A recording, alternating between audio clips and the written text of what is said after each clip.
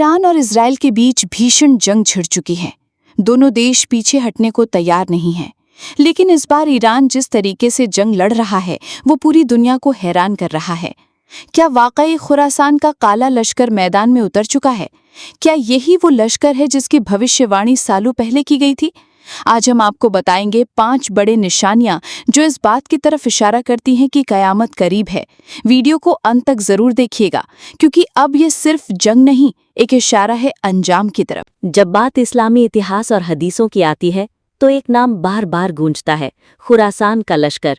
ये कोई साधारण फौज की बात नहीं कोई फिल्मी कहानी। ये एक ऐसी चेतावनी है जो नबी पाक सल्लल्लाहु अलैहि वसल्लम ने अपनी हदीसों में दी। उन्होंने फरमाया, जब खुरासान से काले झंडे उठेंगे तो कोई ताकत उन्हें रोक नहीं पाएगी। ये लाइन सुनकर रोंगटे खड़े हो जाते हैं, क्योंकि ये सिर्फ भविष्यवाणी नहीं बल्कि एक ऐसा सच है जो आज के दौर में धीरे धीरे सामने आ रहा है। पहले ये समझ लो कि खुरासान है क्या।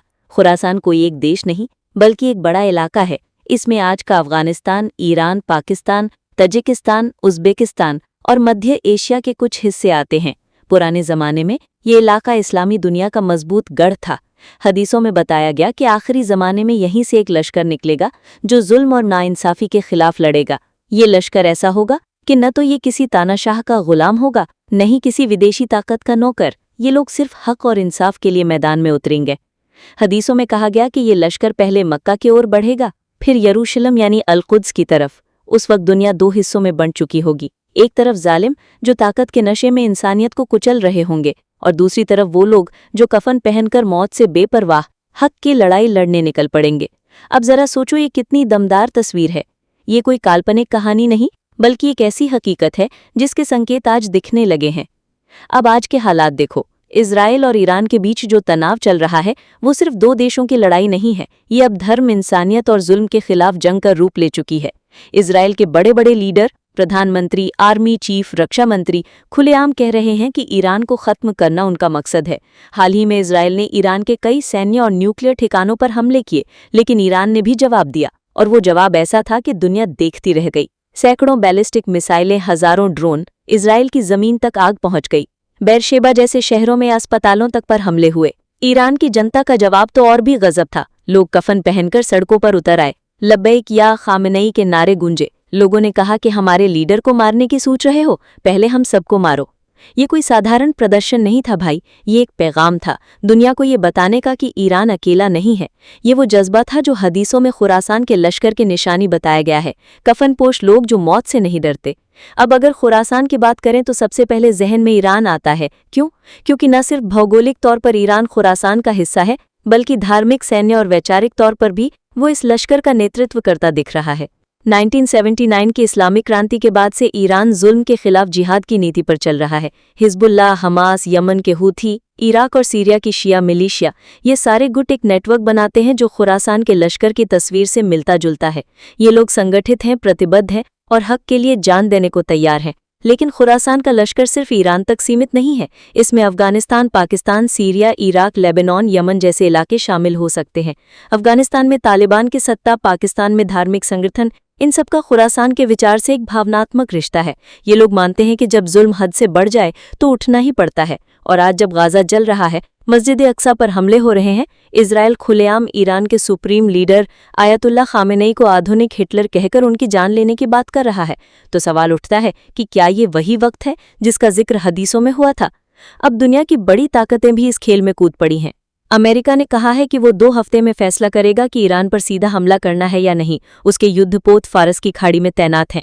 यूरोप अभी दुविधा में है, लेकिन कुछ अरब देश जैसे यूएई, सऊदी अरब, जॉर्डन इजराइल के साथ खड़े दिख रहे हैं।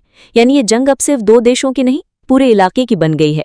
अब सवाल यह है कि क्या ये कयामत की शुरुआत है? क्या ये वही जंग है जिसका जिक्र आखिरी जमाने की हदीसों में हुआ था? क्या खुरासान का लश्कर सच में उठ चुका है और उसका रुख अल-कुद्स की तरफ है? इसका जवाब तो वक्त देगा, लेकिन जो साफ है वो ये कि ईरान अब सिर्फ एक देश नहीं बल्कि एक विचार बन चुका है, खुरासान के लश्कर का विचार। और इस विचार से डरने वाले अब इसे मिटाने की कोशिश में जुट गए हैं। लेकिन इतिहास गवाह है कि जब भी कोई ताकत हक के खिलाफ खड़ी हुई, उसे मिटना पड़ा। और जो लोग जान हथेली पर लेके मैदान में उतरते हैं, उनके इरादों को कोई मिसाइल नहीं डिगा सकती। खुरासान के लश्कर का जिक्र हदीसों में बहुत ताकत से हुआ है। ये कोई साधारण सेना नहीं होगी, ये एक ऐसी शक्ति होगी जो जुल्म के खिलाफ उठेगी और इंसाफ की आखिरी लड़ाई लड़ेगी। इसकी पहचान होगी इसके काले झंडे, और इसकी अगुवाई करेंगे वो लोग जो न डरते हैं, न झुकते हैं, न बिकते हैं। हदीसों में बताया गया कि इस लश्कर के साथ अल्लाह का खलीफा होगा, मेहदी। अब मेहदी कौन है? हदीसों में कहा गया कि वो एक ऐसे दौर में आएंगे जब दुनिया पर जुल्म का साया होगा, हर तरफ तबाही, खून खराबा और कमजोरों की पुकार होगी। उस वक्त मेहदी एक साधारण इंसान की तरह सामने आएंगे। वो नबी की नस्ल से होंगे, लेकिन उनके पास न कोई बड़ी ताकत होगी, न ही कोई सियासी ओहदा। लोग खुद उन्हें तलाश करेंगे। वो मक्का से मदीना जाएंगे, फिर कूफा, और वहां से उनका सफर शुरू होगा। मेहदी अकेले नहीं होंगे, उनके साथ होगा खुरासान का लश्कर, जिसकी अगुवाई करेगा एक और रहस्यमयी शख्स, शुएब बिन सालेह। हदीसों में बताया गया कि वो एक जवान, साहसी और अनुशासित लीडर होगा। उसके पास सिर्फ 4000 सैनिक होंगे, लेकिन उनकी ताकत ऐसी होगी कि बड़े बड़े तानाशाह उनके नाम से कांपेंगे। शुएब बिन सालेह की निशानी होगी दाहिने हाथ में एक खास चिन्ह और गेहुआ चेहरा। वो काले झंडों के साथ इराक की तरफ बढ़ेगा और वहां सुफियानी की फौजों से लड़ेगा। सुफियानी वो शख्स होगा जो दज्जाल से पहले आएगा और इंसानियत का दुश्मन होगा। इस लश्कर की खासियत ये होगी कि ये किसी सियासी मकसद के लिए नहीं लड़ेगा। इसका मकसद होगा सिर्फ इंसाफ और धर्म की हिफाजत। इसके सैनिक न पैसा चाहेंगे न सत्ता, उनका एक ही लक्ष्य होगा, मेहदी को तलाश करना और उनका साथ देना। जब ये लश्कर मेहदी से मिलेगा तो वो उनकी बैत करेगा, यानी निष्ठा की कसम खाएगा। फिर ये लश्कर मेहदी की फौज का हिस्सा बन जाएगा और आखिरी जंग की शुरुआत होगी। खुरासान का लश्कर सिर्फ एक देश तक सीमित नहीं होगा, इसमें वो सारे लोग शामिल होंगे जो जुल्म से तंग आ चुके हैं। Afghanistan, Pakistan, Iran, Tajikistan, Uzbekistan, ये सारे इलाके खुरासान की पुरानी सीमा में आते हैं। आज इन इलाकों में जो सियासी और धार्मिक हलचल है, वो इस लश्कर की शुरुआत का संकेत हो सकती है। ईरान में जिस तरह लोग कफन पहनकर सड़कों पर उतरे और अपने लीडर के लिए जान देने की बात कही, वो कोई आम बात नहीं, ये उस जज्बे की झलक है जो हदीसों में बताया गया। ईरान का ये नेटवर्क, हिजबुल्लाह, हमास, हूथी, एक ऐसी ताकत बन चुका है जो खुरासान के लश्कर की तस्वीर से मिलता जुलता है।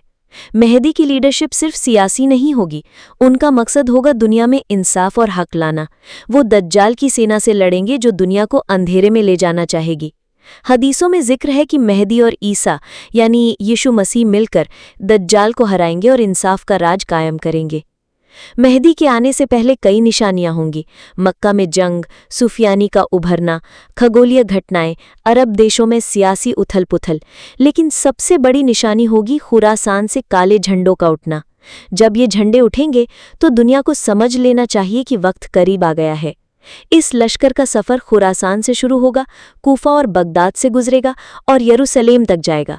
वहां आखिरी जंग होगी, न तलवारों से, न सिर्फ मिसाइलों से, बल्कि ईमान, सच्चाई और जज्बे से। उस वक्त ये तय होगा कि इंसाफ जीतेगा या जुल्म। लोग पूछते हैं, क्या हम उस वक्त को देख पाएंगे? क्या हम उस लश्कर का हिस्सा बन सकते हैं? जवाब आसान है, अगर तुम हक के साथ हो तो तुम पहले से ही उस लश्कर की सोच का हिस्सा हो। चाहे तुम कहीं भी हो, भारत में, अमेरिका में या यमन में, अगर तुम्हारा दिल इंसाफ के लिए धड़कता है तो तुम उस लश्कर का बीज हो। आज के हालात, इजराइल ईरान की जंग, गजा में जुल्म, अरब देशों की चुप्पी और जनता का सड़कों पर उतरना, ये सब हदीसों की निशानियां हैं। अब हम पर है कि इन संकेतों को समझें या दुनिया की चमक दमक में खोए रहें। खुरासान का लश्कर कोई कहानी नहीं, ये एक चेतावनी है, एक हकीकत है और एक रास्ता है। जब ये लश्कर चलेगा तो ना इजराइल रोक पाएगा, ना अमेरिका, ना कोई और ताकत, क्योंकि इसकी ताकत अल्लाह से होगी और इसका नेतृत्व होगा इमाम महदी के हाथ में, वो शख्स जो धरती पर अल्लाह की रहमत बनकर आएगा।